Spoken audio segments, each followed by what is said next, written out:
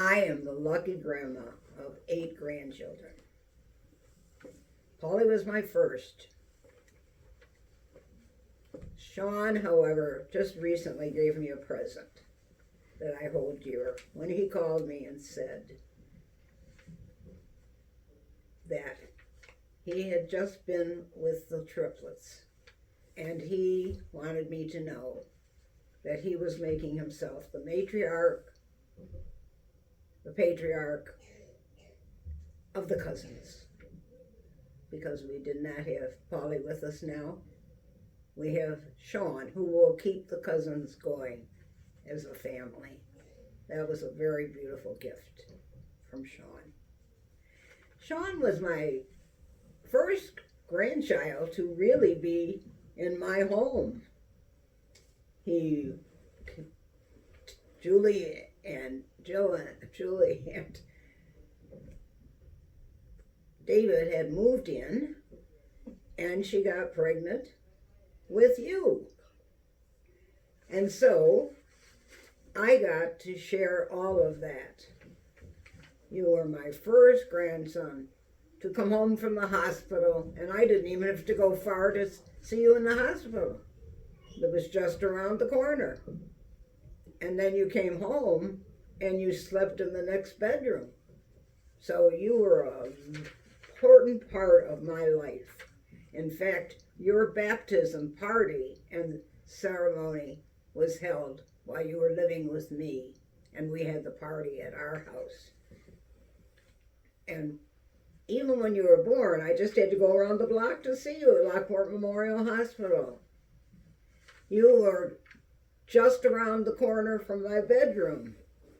In fact, as you grew up, you and I used to sit in my bedroom and do the videos that I had on my screen to teach you different things about reading and writing and math and all of those, how to count to 5, that kind of stuff. It was so much fun. You also were a very important part of my In Your Neighborhood, because every week I would go to someplace different. I remember particularly being in Middleport and you being there with Jill and David and me and you in the stroller. You did a lot of Little League when you were here. That was fun too, on Saturdays to go watch you play the baseball games. But all of that came to an end when you moved to Maine. Oh, I just loved having you right near me so I could just scoop you up any day and take you with me. But after that, I had to drive 10 hours to get to see you, but it was well worth it. Probably my greatest remembrance of driving to see you is when your mom and dad went on a trip and I got to come and babysit with you for the time. That's when I discovered my very, very creative Shawnee. Because you came home from school with all your papers, and I looked at one of them and it was a story with a drawing, and I said, "Who did this?" And you said, "I did." I said, "You did? It's really good. Do you have any more?" And then you went and got all the papers that you had done all year long, all with drawings and stories. I was so impressed. So impressed. We took a trip to Williamsburg. I don't know if you remember that, but it was so much fun. We stayed in a hotel and we had a swimming pool, and you guys came home every night and went swimming in the pool. Of course, Grandma was there to try to make you see all the historical things of what our trip was all about. And your Uncle Paul, he was appalled at what you were eating, because you used to eat junk, I know, before you started eating really good. And so he decided one night, he said to me, it's his grandma, you should help get his food better. And I said, that's not my job. That's intruding in their job. He said, well, I'm going to intrude. So he went out and he said to Sean, what would you eat if I cooked? Oh, I love chicken. Oh, you do? Okay. And I love this and I love that. And so your Uncle Paul went out and bought all of that and made a beautiful dinner in a pot. And then you said to him, that's not chicken. Oh, what is chicken? That is chicken, not my chicken. Oh yeah, his chicken was a frozen chicken with some kind of powder on it. What do you call those things? Dips. Chicken fingers. Chicken nuggets. Chicken nuggets. Chicken nuggets. Oh yes. So it was a disappointment to Uncle Paul. He thought he could change your ways. I loved going to your 8th grade graduation where I saw you go across the bridge. And you were just the cutest darn thing going. And I got to go to a chaperone with your mom, a party they were having. And you made sure that most of the time you were out of our view. But I caught you several times dancing and having a good time. Always proud that you were on the honor roll all your life. Smart kid. Studied hard, worked hard. When you came to Buffalo that year for Jim Kelly, later, when you came to Buffalo, we went to the Goo Goo Dolls. Remember that? With the rain? And it rained and rained, and I couldn't even bring my blanket home.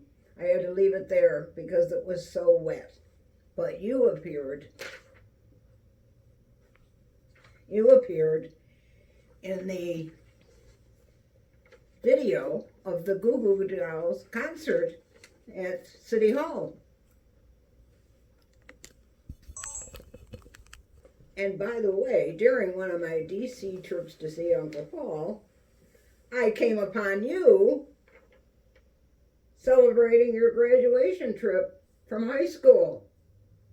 That was a great reunion. Not so great was when I came to see the football game and you got a concussion and we went to the hospital. That was kind of scary. I was there for that party, though. Never gonna miss a party. Came back to see you go to Farmington. And what I remember most about Farmington was the apartments you had with your friends. Ooh, they were really interesting. I had a great urge, but not strong enough to want to clean them. Let's talk about your college graduation. Wow, you blew this grandma right out of the water. First of all, I found out you were going to be a speaker, the speaker. And then I got to sit at the luncheon with your teacher that you had trained under when you did your third, I think it was 3rd or 4th grade school class. And she did nothing but tell me how phenomenal you were as a teacher. Absolutely phenomenal. She had never had anybody like you. And she had wanted to retire that year, and she was not taking any more students to come under her. But they said, you will want this student. And she said, boy, were they right. I was so impressed at your college graduation. Wow. The most interesting thing that happened at it was in the hotel room later, when you announced that you were going to ask for help in making your decision for the next move, because you had been offered a full tenured position teaching, I believe, third or fourth grade at the school that you had interned at. And your other thought was you had been doing work with Rotary, and Rotary had made some kind of connection to Guatemala. And you were thinking about going there. I think the vote was like 10-2. And Guatemala won. And you spent 2 years there, having improved your Spanish significantly and certainly getting to know all the Hispanic people. From there, it was to Mexico. From there, you went to Mexico, and your mom and I got to take our first big trip together. It was such fun, and the city was so beautiful. My memories, though, are of Ryan, who also came, and you and I in the big Ferris wheel overlooking the whole area, and the gift that you gave me with the singers and musicians playing for me in the little town. What a beautiful gift that was. A memory that I keep on my tape, and I will always cherish it. I have taken other trips to Colorado and, of course, to Nashville for your big graduation at Vanderbilt. But no trip for graduation at Vanderbilt. Only a trip because COVID canceled out the graduation. I have been so taken by you and what you've accomplished in your life, especially since the first year out of grad school, which was my problem because, as you used to say, I can blame the whole grad school on you, Grandma, because you told me to go there. The best school for special studies in the United States.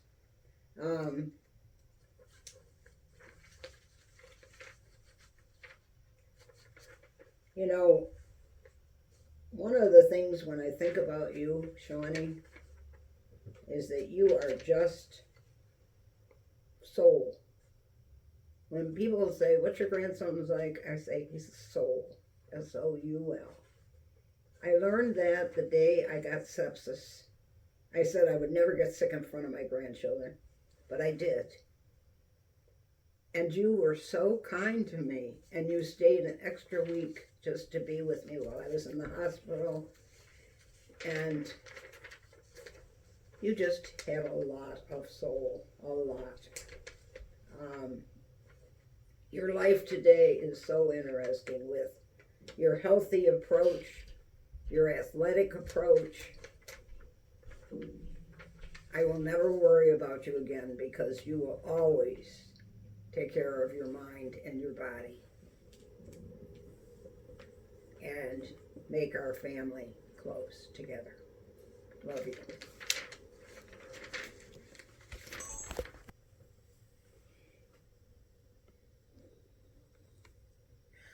Of the many gifts that you have given me, probably the biggest was when you and Brian surprised me during COVID, after I had been alone for so long. And I'm sitting at the dining room table, and all of a sudden I hear something outside, and I walk out, and there you are coming across. I have tape of it, and I'm crying, and you will never know how much that meant to me, that you cared enough, the two of you, to make sure that you came to see me that summer of COVID.